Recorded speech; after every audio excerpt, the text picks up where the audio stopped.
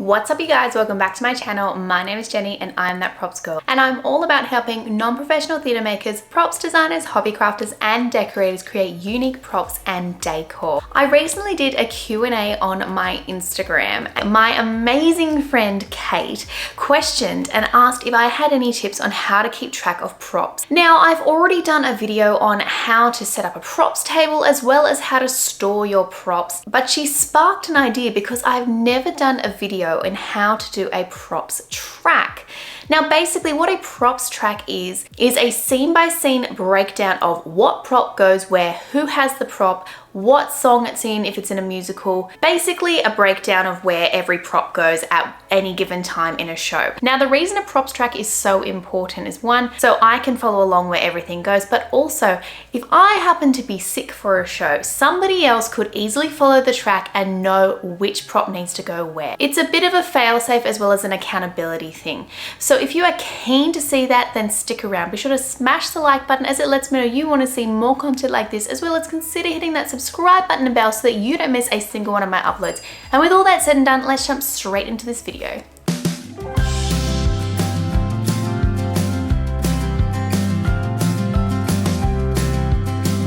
Now before we start, I just want to say thank you so much to everybody who has subscribed to my channel. We have hit over 2,000 subscribers and I'm so excited. I'm so grateful to everybody who has clicked subscribe, who has liked, who has commented. You guys have all been amazing and thank you so much for the support. Now I've got my laptop here. Ignore the iMac in the background. We are not going to be using that today, specifically because I take my laptop with me when I do shows and I find that this is just probably going to be easier if I show you on my laptop. So I'm going to do a screen recording of everything that we are doing here as well. Now usually when I'm on a show I have a notebook as well that I put all of the notes in, and I've done a video previously on what I put in my notebook and I will link that video up above and down below as well if you want to check that out. But basically I have a list of all the props that are in the show. Now my props list for Little Mermaid has got a lot crossed out because basically once I acquire a prop, I tend to cross it off the list, but it's still legible, so we're going to use that. So I have my Little Mermaid script because Little Mermaid was the most recent show that I did, so it is in my head. But in order to make a props track, it actually does take a little bit of time. So I need to set aside some time in my schedule when I'm prepping for a show to do this. And it usually is in my own time. So basically I've got a Word document here. Now you can use Pages, you can use Google Docs, you can use whatever you like. A Google document works well as well if you need to share it with anyone. I'm just using Word because it is just currently on my computer. So basically what I'm going to do here is I'm going to insert in a table.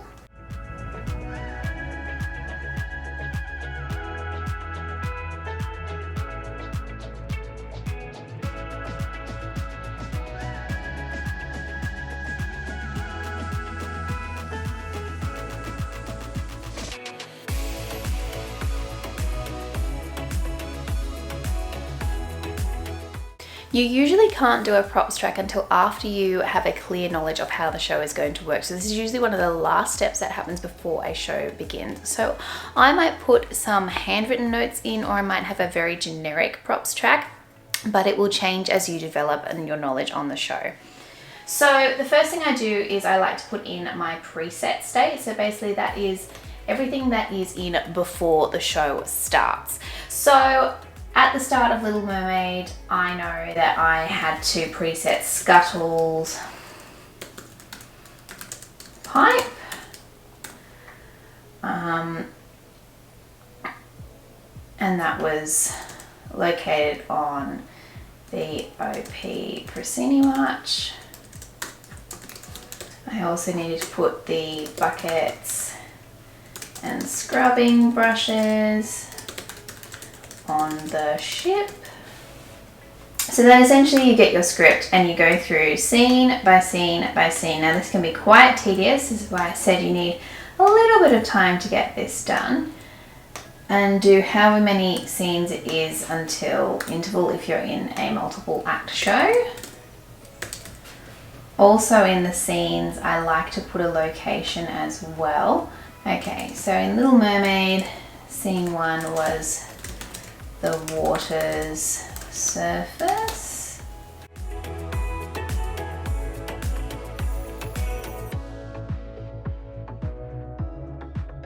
I'm going to go through now and put in all the scenes for the rest of the show, and then we'll go back and put in all the props.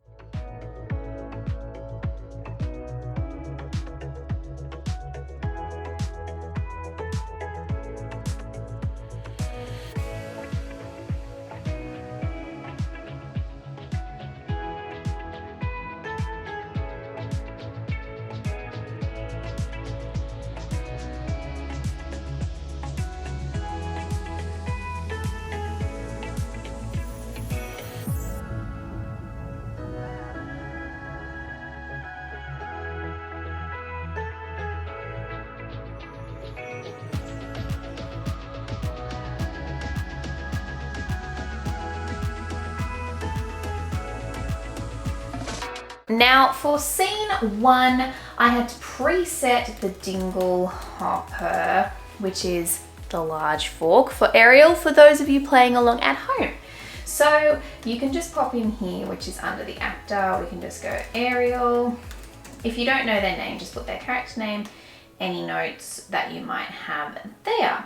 I tend to not put in the preset props. I mean, yes, they're in the scene because all of the scrubbing brushes and buckets and those sorts of things came on in the first scene with the ship. I don't write them in for scene 1 because it does kind of confuse me because it's part of my preset checklist.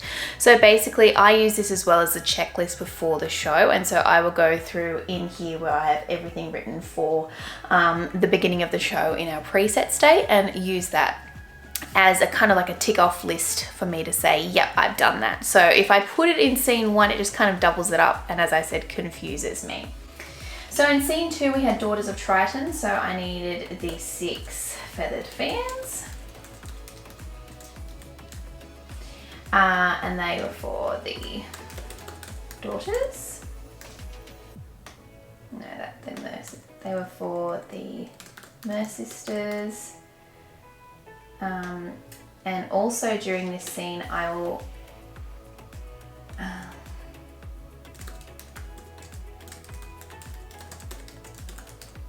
I also like to write down, and you can break it up as well with a space, and or you can do the dot points. It's really up to you how you'd like to do it. I like to put in notes on presetting as well. So during this particular scene, it was when I had time to go and preset the telescopes.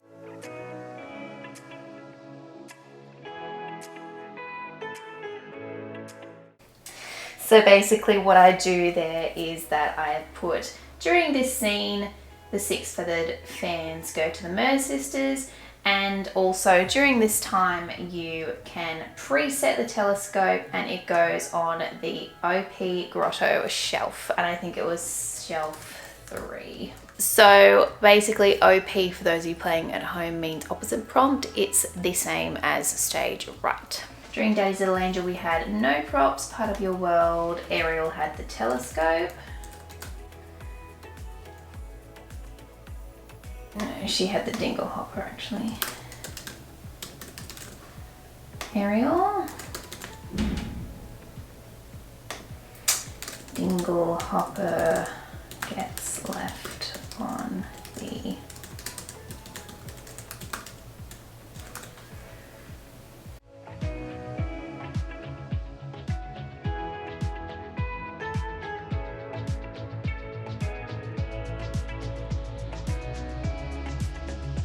And so you should basically get an idea about how we do a props track through this.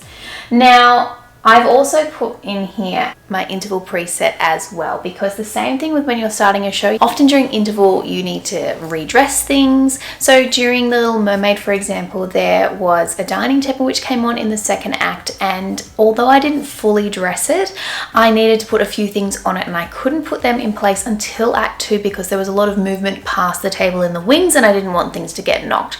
So there are things like that that you will do at interval that you can't do before the show, or some things that are time sensitive as well. You don't always want to do them before the show either.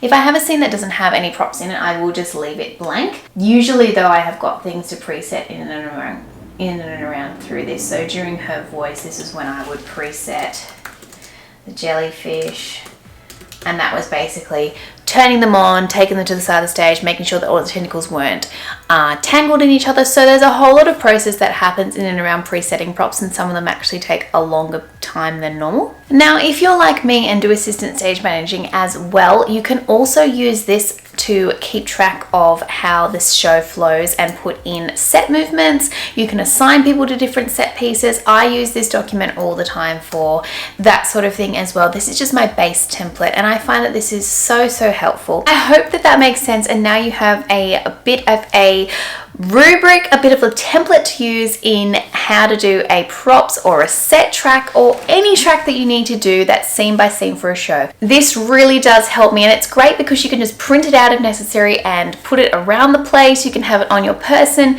or you can keep it on a laptop screen, whatever works for you.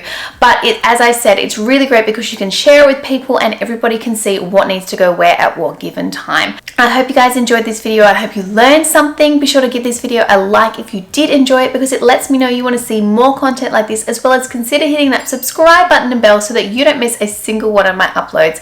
And I will see you guys next time. Bye.